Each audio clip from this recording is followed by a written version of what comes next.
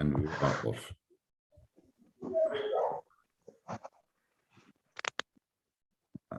Okay. So what I want to look at today is the initially I try to steer away from like the more popular malachas, but they just keep coming up as questions that are being asked. So if we can, let's look at the malacha of dash, and to try and understand what it is, how it manifests itself, where it comes from, in order that we can try and avoid doing something wrong. It might be chazorah for a lot of people, just to, just going through the same stuff again. But I think it's important that we go through it for those people who are unaware of it. So let's begin. As I've always tried to do, is to put things on a PowerPoint. I hope that helps when we learn. It just makes it easier for me to do it. Okay, so let's go.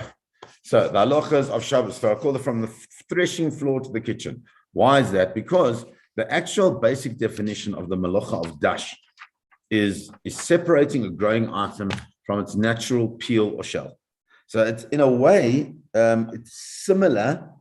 It's not the same in any way, but it's similar. Perhaps you will see that to peeling a fruit, but there's much more to it, which we're trying to get. Firstly, it's threshing. That's really what it is. Dash is threshing. So what did they do? They would take all the wheat to the threshing floor, and then they would lay it out on the threshing floor, and then what they would do is that they would stamp on it, and because the malacha itself is actually based on the fact that they would stamp on it, so really the actual malacha of dash really applies if you stamp on something. But the thing is that we don't really do that anymore. I mean, unless you're doing, I don't know, threshing in your back garden. But what we mainly use our hands nowadays for things that the dash thing. And because of that, so therefore there's a tolda of dash, which is called mafarek, which means unloading or taking apart, but it's doing something which unloads one part of this growing item from its shell, right? That's called mafarek, and that's a tolda. And if you remember, we learned about the concept of a tolda and an av. That the only difference between a tolda and an av is that if you do the av and its tolda, you only have to bring one korban chatas. But if you do many avs or many toldas, then you bring one for each one. So there's no real difference between the tolda and av. The most important part of the concept of the av is that those are the things, the 39 av melachot that were used in the creation of the Mishkan. So what we'll see is that as we go through it, we start in the Mishnah. So the Mishnah, the Mishnah Torah. The Mishnah speaks about dash and just tells us one of the malachas. The Mishnah Torah, which is the Rambam, says the following: Hadash kagorgeret chayav. If you thresh something the size of a dried fig. Now, why that's important, why I wanted to bring it up, is there are different sizes. Many people are aware of the concept of kazait, the size of an olive, or kabetza, or the size of an egg. But there's also another size, another volume, which is the size of a dried fig, which is quite small. It's all dried and shriveled up. So adashka grogeret chayav. And the endisha ele begedulei karka, and the malacha, actual malacha of dash itself, only applies to things which come from the ground. So you can't do the malacha of dash if you do it with anything else. If you somehow thresh, I don't know what you could thresh, that's not going from the ground, but if you did, that's the thing. But hamafarek, remember we spoke about hamafarek. Mafarek is, what does that mean? We say is a tolda of dash, v'chayev. Mafarek means if you're extracting something out of something else. Okay? Taking it apart and extracting something out. That is, says the Rambam, is a tolda of dash, v'chayev. So for example, what does it mean to extract something from something else? As a simple example is if you milk a cow. Because when you're milking a cow, there's the milk inside the udder, and you're pulling that out. So it says the Rambam, if you milk a cow, you're liable on the basis of this tolda of mafarik.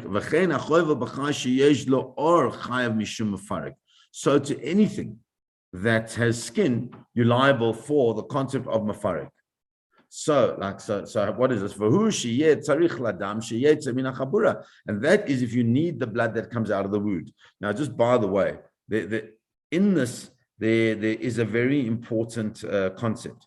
And there's this concept called mapik mursa. Mapik mursa means, let's say a person has a some type of infected pimple, let's say on their hand. And it's really bothering them, but it's got pus, on the top. So what do? You would squeeze it normally just to get that pus out and know that will take out the infection.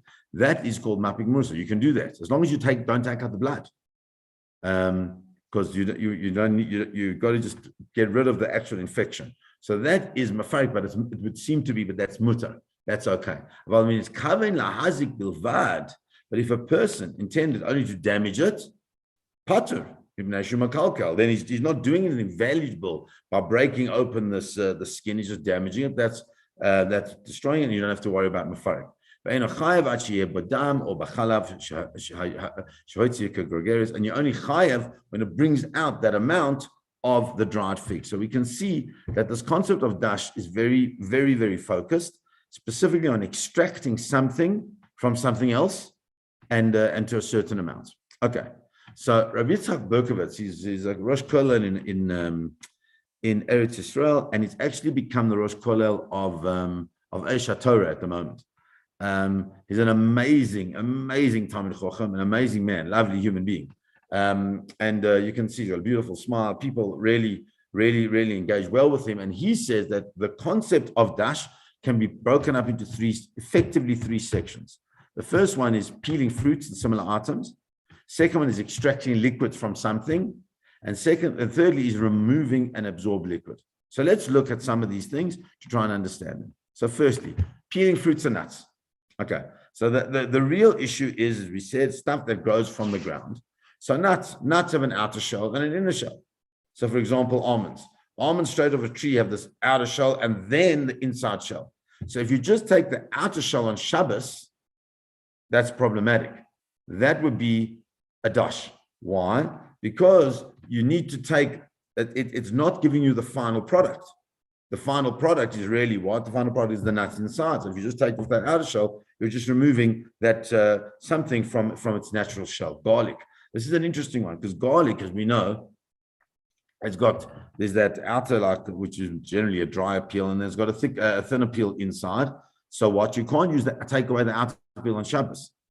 Okay, really what one should do is remove the outer peel before Shabbos to ensure that there's no dash. And honeycomb is the perfect example as well. Honeycomb, you can't eat the honeycomb itself. You can just take the honey. But if you remove the honey from the honeycomb, then that is dash, because that is taking something from its natural shell. The shell being, in that case, the honeycomb in itself, the stuff you take out. Okay, so now we go into some real practical examples, which we're going to get to. Firstly, I want to look at a nursing mother, and that's a very, very important one. It's very practical. Obviously, you're allowed to nurse on Shabbos. That would be bizarre, right? If you couldn't, right? Obviously, that's not the issue.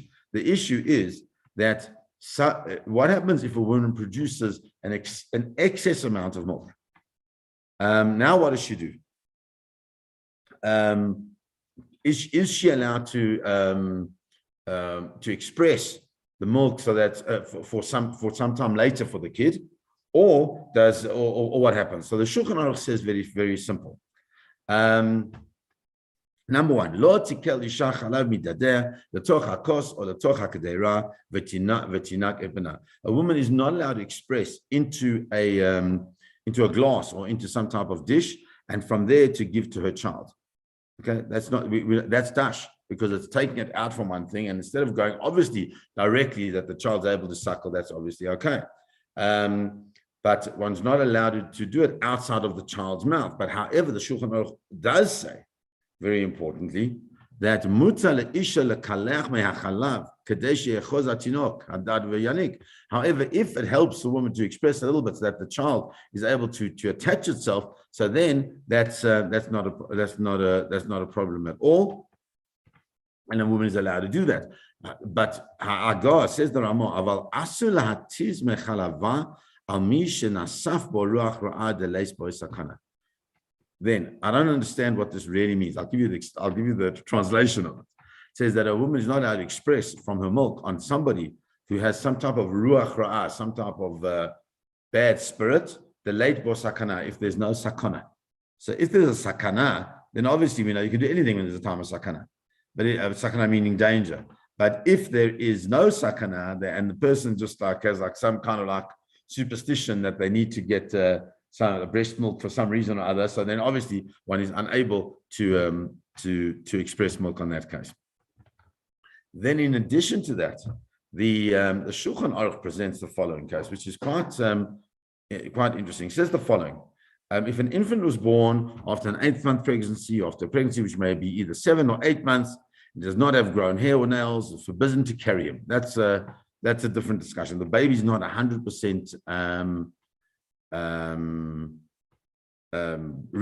growing. It's not really able to feed properly. So there's a whole discussion. What you can do is that baby, are you able to carry the baby? Not able to carry?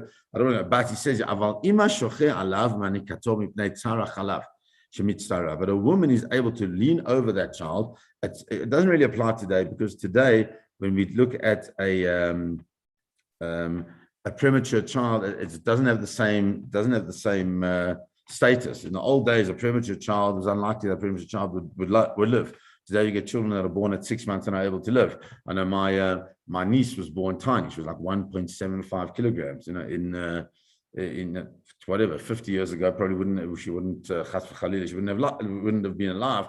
But so that's why this is really talking in context. But the point of it is that the mother is able to lean over and breastfeed the child because the milk pains her. It's mitzvah.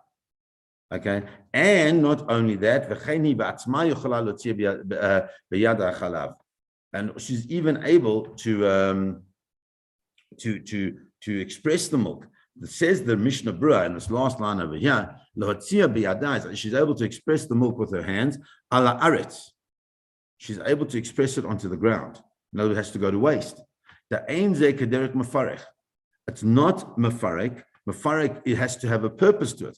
If a person is extracting some type of liquid, in this case, expressing milk, if the milk is going to be used for something, so then it's considered to be mefarek. It's a malach, and you're not allowed to do it. However, here, since in this case, the milk is going to go to waste, it's not a problem. Once, and furthermore, it's a malacha that she doesn't really need. She doesn't need the milk. She just needs to get the milk out of her in order that she no longer has pain. Then in such a case, the patur umishum tzara, and this is so important. Mishum tzara, because of the pain, lo gazrinan, and because of the pain, the Chazal said there was no issue of her not being able to do that. Kamor mafis mursa. That's the case there, like the case of that boil or something that you have on your hand or wherever it else is on your body, that you're able to prick it to get out the infection in order to make you feel a little bit better. Okay, so now from the understanding of the milking of a mother, of the breastfeeding of a mother, we now go to the milking of the cow. Why are they so important? Because we understand that the whole reason why mefarek doesn't apply in the case of the mother is because of tsar, because of the pain. Now we understand, right, that when a cow also produces milk every day, but if the cow is unable to discharge her milk, they're extremely uncomfortable. Excuse the spelling, right? So we have a concern for animal welfare. Since we have a concern for animal welfare, Chazal have to find an approach to this Tzar Baalei Chaim and do something with it. So Shulchan Aruch says the following. There are various ways in which we can deal with this. The Shulchan Aruch says, Mutar lomar la'akum. You can say to a non-Jew, Lachlov behemto b'Shabbos, that he can milk your cow on Shabbos. Mishum Tzar Baalei Chaim, because of Tzar Baalei Chaim, because we're worried about the pain of the animal. Shachalav mitzara, because the chalav, the milk, is bothering her. V'chalav asur bo b'yom. Sure, how's that? Then the milk, you're not allowed to have that milk on that day. So the non-Jew comes, milks the cow. You can't have the milk on that day itself. Can you have the milk the next day? It would seem to be that you can. But Yesh Omrim, says the Shulchan Aruch, there is an opinion that what you need to do is you actually have to buy the milk from the cow that if you want to drink it the next day. Look at this. This is a fascinating thing. Why? But it's a small amount. So it doesn't seem that the non-Jew is milking it for the purpose of the Jew or for the Jew's need. Right? Why? Because the fact that they're getting money for it shows that that it was for their need, not for the need of the Jew. So that would be something, by the way, that we see in many cases, right, where a non-Jew does something for a Jew, but they're doing it for their own good. Since they're doing it for their own good, therefore it's a little bit, therefore it's mutar on Shabbat under certain circumstances. Says the Mishnah Berurah says, why is it v'chalav asur mishum mashkin shezavo mi peiros ha'omdim l'schita? He's going. The Mishnah Berurah introduces a new concept in this idea of dash, and that is this concept of mashkin shezavo mi peiros. Mashkin is like a drink that comes from peiros, from fruit, ha'omdim l'schita, which are specifically set aside for schita, for squeezing. The asurin that we learned that those are asur, such things, v'hanami lahadamya, and that is the same as this. Yeah, you have this ada, which is full, as you can see in the picture, right? It's waiting to be milked. It's waiting to be for mafarek, for the milking. Therefore, it's similar to fruits which are juicing fruits, which are waiting to be juiced. And the same way as you can't have the juice from fruits, we're going to see that now. So too, you can't have the milk from the cow on Shabbos. Okay. So now, if that's the case, let's try and understand this concept of squeezing the juice from the fruit. Okay. So says the Shulchan Aruch. The Shulchan Aruch, in this one, we have to look at this very, very carefully and go through it piece by piece, because this is really the most practical issue for dash, and that is squeezing fruit. What fruit can we squeeze? Can we squeeze? What happens if I want to put lemon on my fish? What happens if I want to add a little bit of juice to my a little bit of lemon juice to my tea? What happens if I want to add a little bit of juice to my homemade salad dressing? All these different things we have to look at and see what we're allowed to do. So comes along the Shulchan Aruch and says the following: Zaitim va'anavim asur l'sachtan.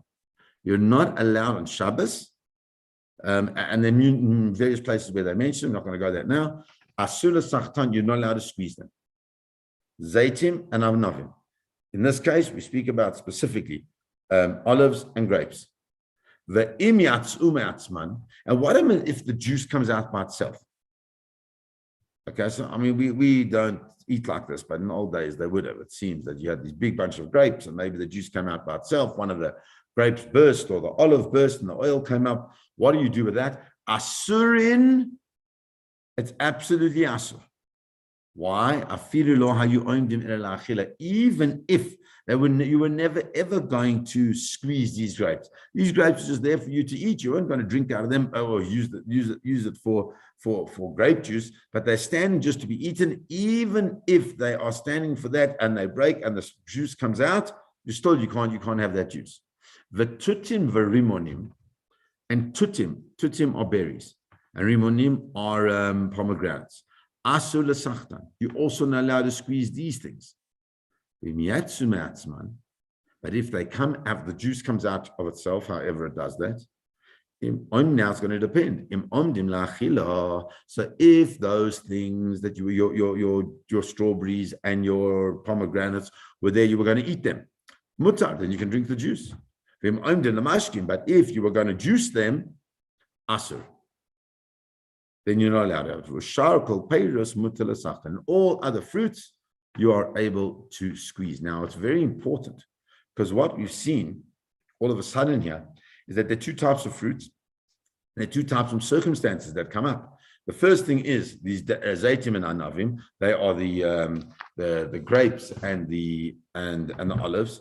That on those circumstances you're not allowed to squeeze them, and you're not allowed to have any benefit from any juice that comes out of that. Then you have the next level, which is tutim verimonim, which is the berries and the pomegranates. That those you're not allowed to squeeze them, but if you do squeeze them, it depends on their status. Are they there for eating? Or are they there for drinking? If they're there for eating, so you can have them. If they're there for drinking, you can't.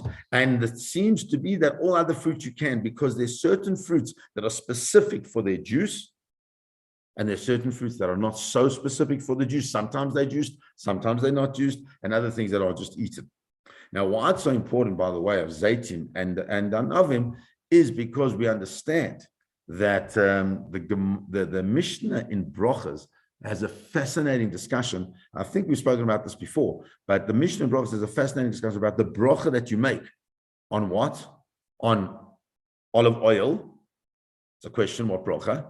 And on what brocha you make on the juice of the grape. That's fascinating. Why? Because the juice of the grape, we say Borei Priya Gafeno. But when we eat grapes, we say Borei Priya Eitz, which means that grapes are really created, so to speak, to be juiced. That's what they are, because the wine is really the ikar of the product of the grapevine. And so therefore, they are juicing things. There are other things, there's options of whether you do it or not. Comes along the Rama of Moshe Isserles, and that's in the Haggadah, where it's in the English it says Rama. Okay, it says the following: he says that in places where you squeeze certain fruits to drink their juice, machmas tzameh or tanug, because you're thirsty, or because you just enjoy it. It's nice juice. So let's say examples that we haven't mentioned: oranges, apples, hundreds of examples, banana juice. Some people do bananas. There's a whole bunch of different things that we use, and such dino tutim verimonim. Those things have the same halacha as tutim and rimonim, as berries and pomegranates. But if the only reason you squeeze it is not to drink it, but you squeeze it because for some type of refuah, I don't know what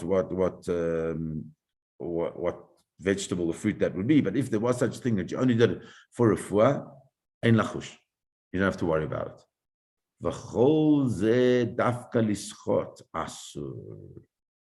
And that's only to squeeze it. However,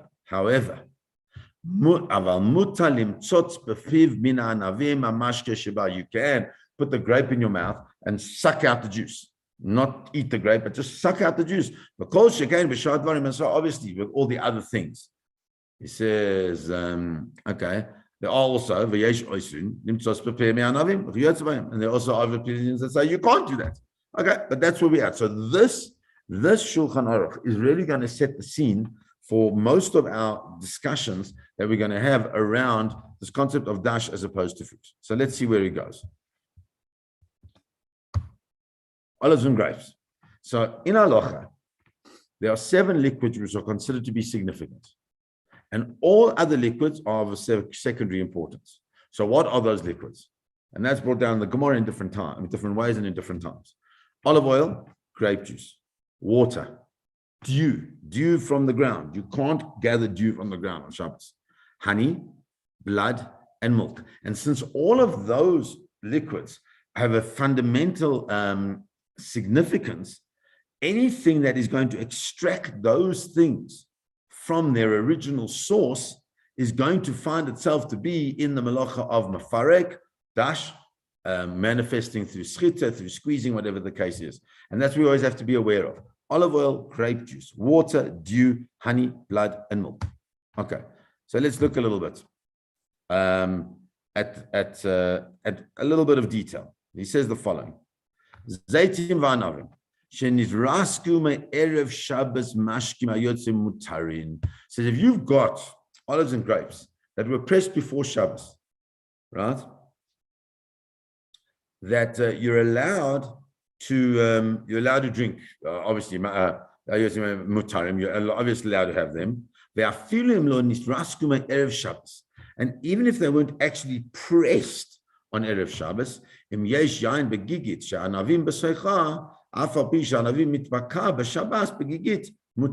so if they're in a vat full of wine and the grapes burst open on Shabbos itself, since it's in the vat itself, then what happens is the new wine is bottled, is negated. That's how they translate it here, is negated by the already existing wine, and therefore you can drink the wine. Now that is going to have major issues for us, because if we know that we can't squeeze things into just squeeze juice, but can you put a lemon, for example, into an existing liquid and then squeeze it in the liquid, like in tea, for example, because then you're not the liquid that's there will bottle the liquid of the lemon.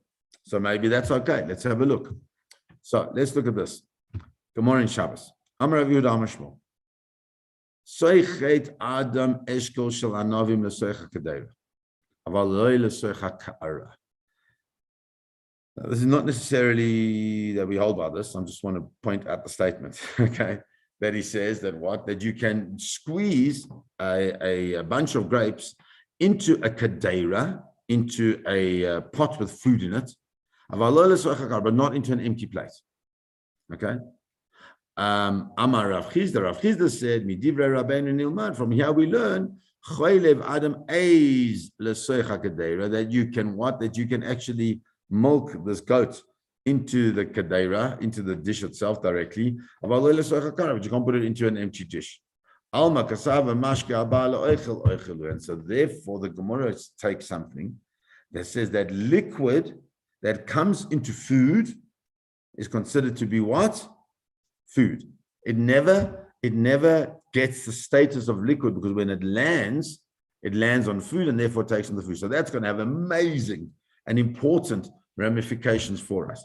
We do know there's a gezerah. The gezerah that we should learn from the Shulchan Aruch is that even though the Gemara says that you can squeeze the cluster, we have a good thing that you can't squeeze grapes at all, not even onto food. But there's certain things that you might be able to do. So comes along the Rashi on that, and he says, what does it mean that you're going to squeeze it l'tocha kadeira into this dish? So why this is important, because they're going to give us a fundamental way of understanding these things. He says, what does it mean into a kadeira, into a dish? Shel tafshil, of some type of cooked food. L'takno. Why would you put water, where you put the grapes or whatever it is into this already cooking dish? You want to fix it. You want to make it taste nicer. You want to give it a bit of spice, whatever the case is. The love because it's clear that the fact that you're putting it into the already cooked dish, it's clear that you don't want it for the juice. You want it because you want it to enhance the food. That's not the way of doing mafarek. And all that is, it's just bringing oichel me'oichel. It's separating food from food. And so therefore, when you do it directly onto food, we say what? It's not, we don't worry about it, because it's not the way of doing mafarek. Mafarek, when you squeeze something for its juice, you squeeze the juice into a plate or into a dish or into something so that you can benefit from the juice itself. But here, you benefit from the fact that the juice is in the food, and therefore, because there's no first process of it landing as juice, therefore it becomes part of the food. But you can't put it into an empty plate. Why? The zamnim de la mashke says because it's clear that you want it for the drink. So hold on a second. We don't drink out of bowls. It's not the way we drink. We drink out of cups. So why can't you put it into a dish, knowing that you're then going to put food on top of it? Says the Gemara, it's not clear exactly why you want it. You want it in a bowl, maybe because you wanted a bigger vessel, whatever the case is. So it's not clear, and therefore ikka asur. So if that's the case, what we come out with is clearly you can't squeeze grapes, you can't squeeze olives. There's certain fruits that you can squeeze, but when you squeeze them, you got to squeeze them directly onto onto the food, because when you directly squeeze it onto a food, so therefore it's clear that it's not for the juice itself, but rather to enhance the food. And in this, the Shulchan Aruch has a small little statement, and the small little statement is mutar liskot limunish. That's what Shulchan Aruch says. It's permitted to squeeze what we would translate them as lemons. So says the Mishnah Berurah on this, says the following: Lischot limonish v'lo shoinenu titrin, meaning a citron, meaning some type of citrus fruit. V'hainu, what does this mean? Afilu lemashkin. He says you can even squeeze it for the juice. Just be careful before we answer that. Okay, just let's go through this whole thing. Even though it's our way to squeeze them during the week, you never ever squeeze a lemon, says the Mishnah Berurah, to drink it. You do it why? In order to dip your food into some type of, I don't know, appetizer, dip of some sort. So then it's like any other fruit. And the other fruits that we spoke about are the ones that you can be soichet.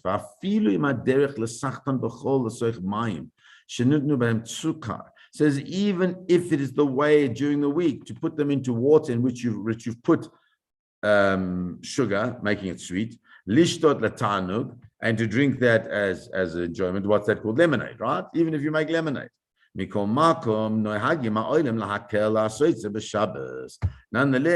the oilam, he says, is makil to make it on Shabbos. If Shar says maybe, the reason is because why? Mishum delo mitasar ela kashederich lishtot me'eschita sapri.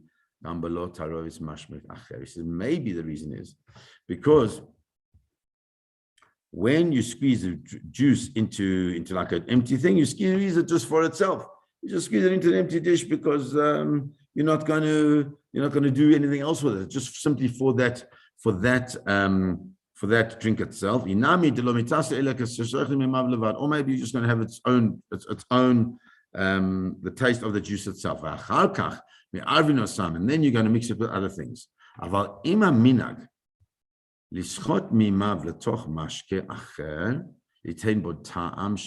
the minhag is simply to squeeze it into another drink to give it some type of taste, then it would be okay. Now he says, because of this,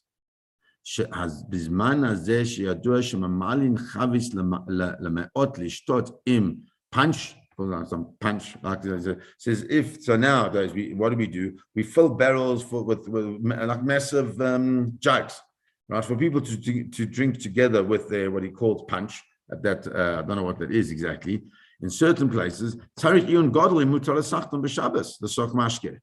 He says, now, since we already have it, that people are going to pour it in as an independent juice on itself, we have to be careful, because maybe the efsha, the dami letutim rimonim, says maybe it becomes like tutim and rimonim, which are the berries and the pomegranates, because now people are now putting in the derech l'sachtam b'keilim b'fnei atzmam, that people are now drinking it on their own.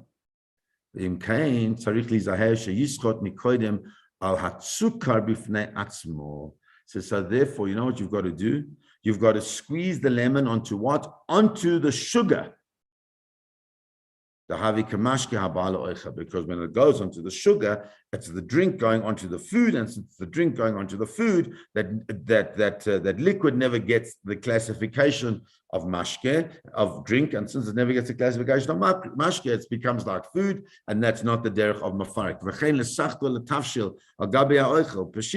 And also, you can obviously squeeze it onto some type of cooked food, and on top of any food. That's why we can squeeze a lemon on top of our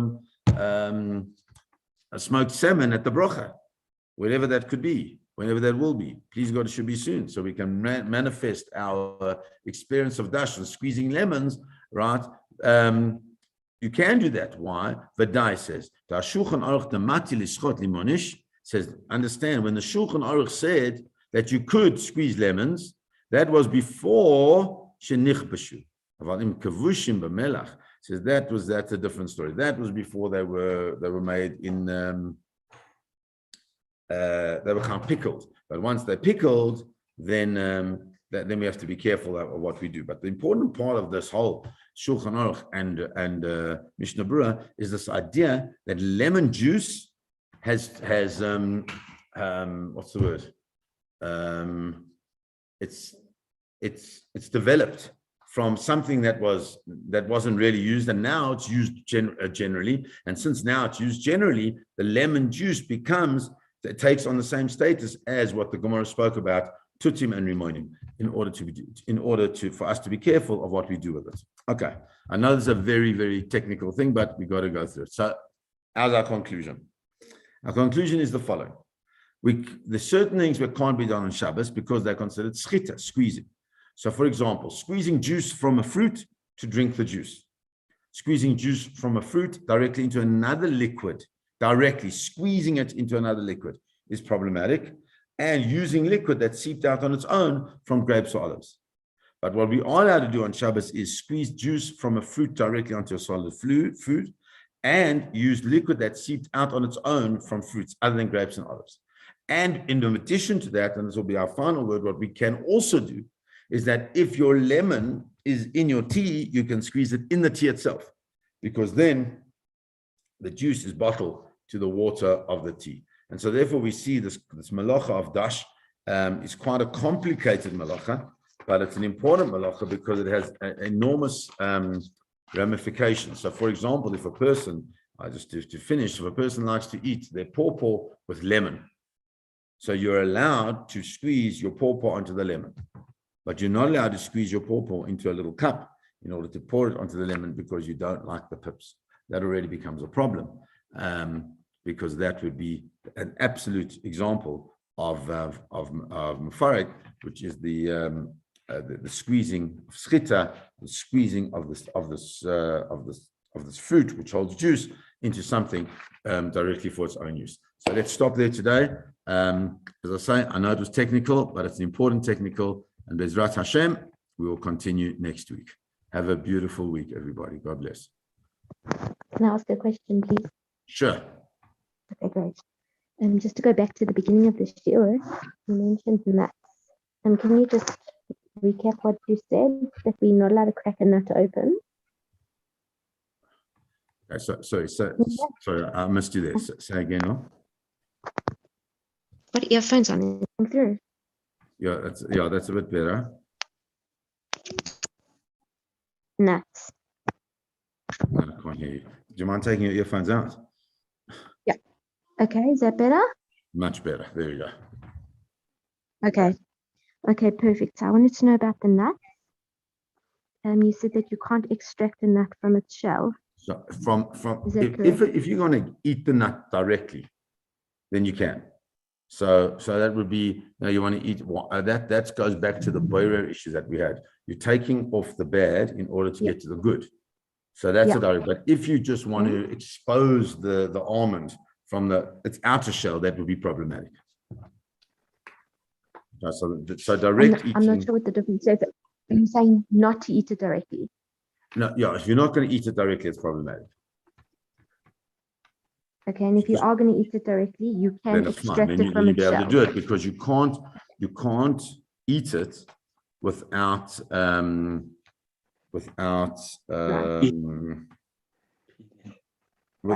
removing this thing. Okay. So I mean, like, so for example, like, what about like if you have peas, removing peas from a pod? Okay, so this becomes a bit of an issue, because when you're removing, it will never be, you never have a dry pod, because a dry pod means the peas inside is also dry.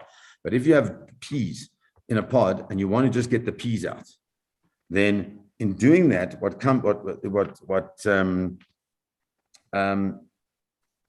if you pull out the peas, that's okay, because that's taking the food from the non-food. But what you want from what you don't want, that's the food.